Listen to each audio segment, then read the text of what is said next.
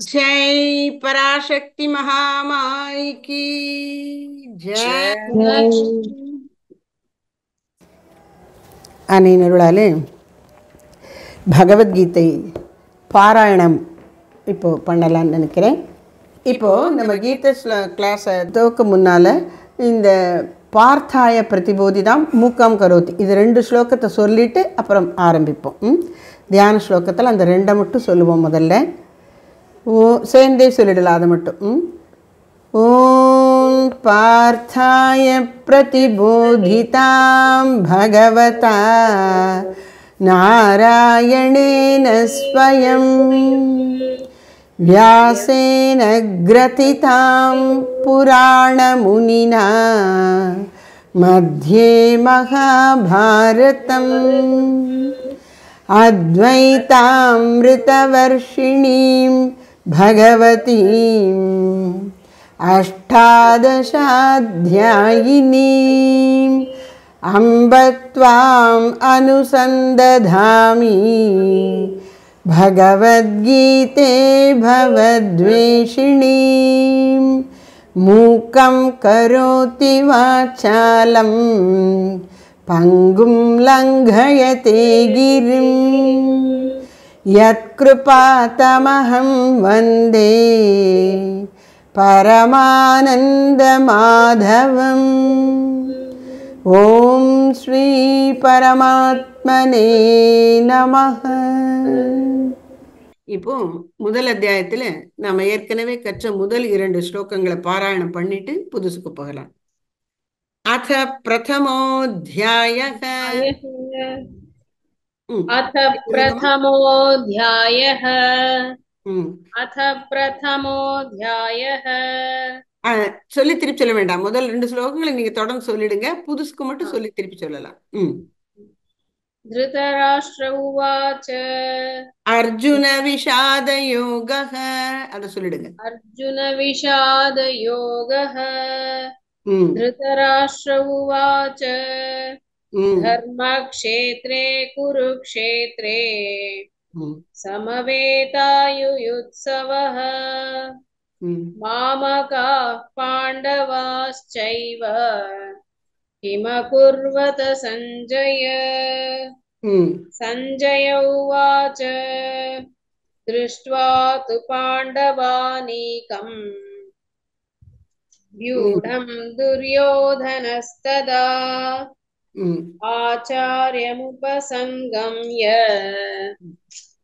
राजा वचनमब्रवीत्. மூன்றாவதுலேருந்து சொல்லித்தரேன். பஷ்யைதாம் பாண்டுபுத்ராணாம் पश्यैतां पाण्डुपुत्राणां पश्यैतां पाण्डुपुत्राणां பஸ்ஸில் பஷ் பஷ்யைதாம் பாண்டுபுத்ராணாம் पश्यैतां पाण्डुपुत्राणां पश्यैतां கொஞ்சம் எஸ்ஹெச் மாதிரி சொல்லுங்க கொஞ்சம். पश्यैतां பஷ் पश्यै पश्यैतां पाण्डुपुत्राणां पश्यैतां पाण्डुपुत्राणाम् आचार्यमहतीं चमूम् आचार्यमहतीं चमूम् आचार्यमहतीं चमूम् पश्यैतां पाण्डुपुत्राणाम् आचार्यमहतीं चमूम् पश्यैतां पाण्डुपुत्राणाम् आचार्यमहतीं चमूम् पश्यैतां पाण्डुपुत्राणाम् आचार्यमहतीं चमूम् व्यूढां द्रुपदपुत्रेण व्यूढां द्रुपदपुत्रेण व्यूढां द्रुपदपुत्रेण तव शिष्येण धीमता तव शिष्येण धीमता तव शिष्येण धीमता तव शिष्येण धीमता तव शिष्येण धीमता शिष्येण 3 சுழி ந நல்லா அழுத்தி சொல்லுங்க. ம். तव शिष्येण धीमता तव शिष्येण धीमता व्यूढां द्रुपदपुत्रेण तव शिष्येण धीमता व्यूढां द्रुपदपुत्रेण तव शिष्येण धीमता व्यूढां द्रुपदपुत्रेण तव शिष्येण धीमता पश्यैतां पाण्डुपुत्राणाम् आचार्यमहतीं च मूं व्यूढां द्रुपदपुत्रेण तव शिष्येण धीमता पश्यैतां पाण्डुपुत्राणाम् आचार्यमहतीं च मूं व्यूढां द्रुपदपुत्रेण तव शिष्येण धीमता पश्यैतां पाण्डुपुत्राणाम् आचार्यमहतीं च मूं व्यूढां द्रुपदपुत्रेण तव शिष्येण धीमता நல்லது. அடுத்த ஸ்லோகம். अत्र शूरा महेश्वासाः अत्र अत्र शूरा महेश्वासाः शूरा श கொஞ்சம் கனமா சொல்லணும். अत्र शूरा महेश्वासाः अत्र शूरा महेश्वासाः अत्र शूरा महेश्वासाः भीमार्जुनसमायुधि भीमार्जुनसमायुधि भीमार्जुनसमायुधि अत्र शूरा महेश्वासाः भीमार्जुनसमायुधि अत्र शूरा महेश्वासाः भीमार्जुनसमायुधि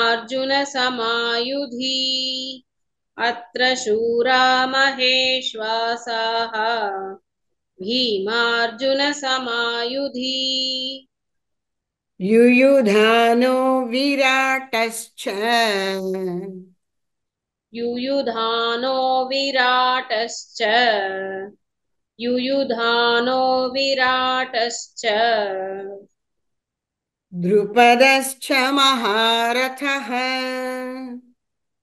द्रुपदश्च महारथः द्रुपदश्च महारथः युयुधानो विराटश्च द्रुपदश्च महारथः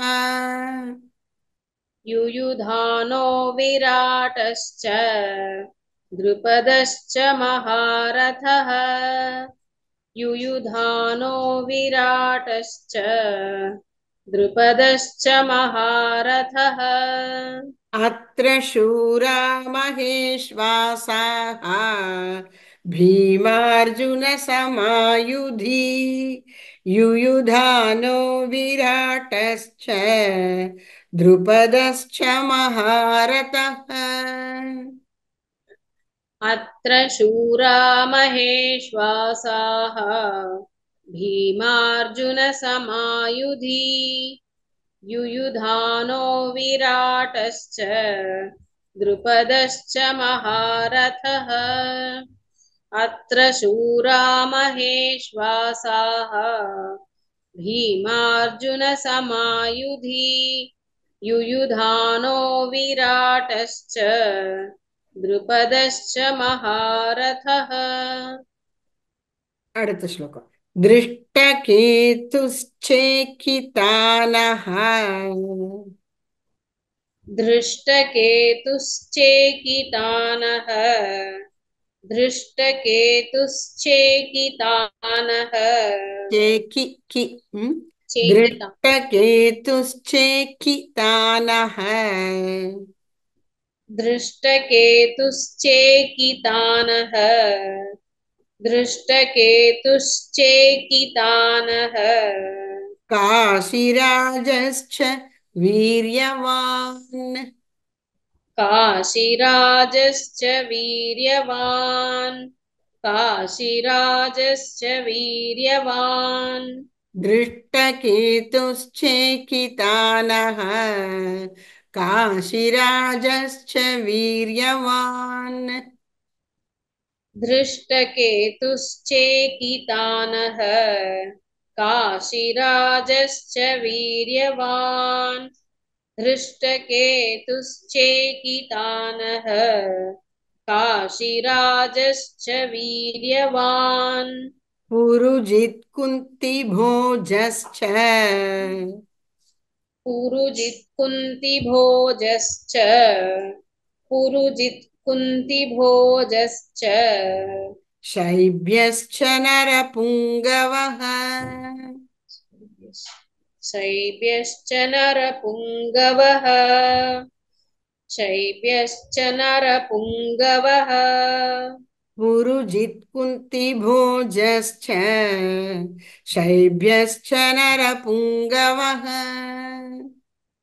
पुरुजित्कुन्तिभोजश्च शैब्यश्च नरपुङ्गवः पुरुजित्कुन्तिभोजश्च शैब्यश्च नरपुङ्गवः दृष्टकेतुश्चेकितानः काशीराजश्च वीर्यवान् पुरुजित् कुन्तिभोजश्च शैब्यश्च नरपुङ्गवः दृष्टकेतुश्चेकितानः काशीराजश्च वीर्यवान् पुरुजित्कुन्तिभोजश्च शैब्यश्च नरपुङ्गवः धृष्टकेतुश्चेकितानः काशीराजश्च वीर्यवान्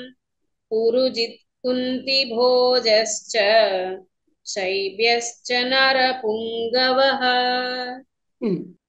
இந்த மூன்று பாடல்களையும் மூன்று ஸ்லோகங்களையும் சேர்ந்தாப்புல ஒரு தடவை சொல்லுங்கம்மா. पश्यैतां पाण्डुपुत्राणाम् आचार्यमहतीं च मूं व्यूढां द्रुपदपुत्रेण तव शिष्येण धीमता அத்திர अत्र शूरा महेश्वासाः भीमार्जुनसमायुधि युयुधानो विराटश्च द्रुपदश्च महारथः ம். दृष्टकेतुश्चेकितानः काशीराजश्च वीर्यवान् पुरुजित्कुन्तिभोजश्च शैब्यश्च नरपुङ्गवः சரி, இப்போ முதல்ல இருந்து அத பிரதமோத்தியாயலேருந்து எல்லா 5 ஸ்லோகத்தையும் ஒருத்தரும் சொல்லிட்டு வந்துருங்க. अथ प्रथमोऽध्यायः अर्जुनविषादयोगः धृतराष्ट्र उवाच धर्मक्षेत्रे कुरुक्षेत्रे